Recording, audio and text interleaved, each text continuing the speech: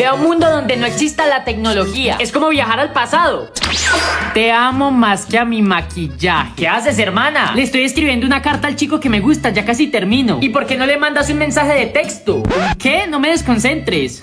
O sea, no existen los celulares. Un poco de loción y se la envió al Brian.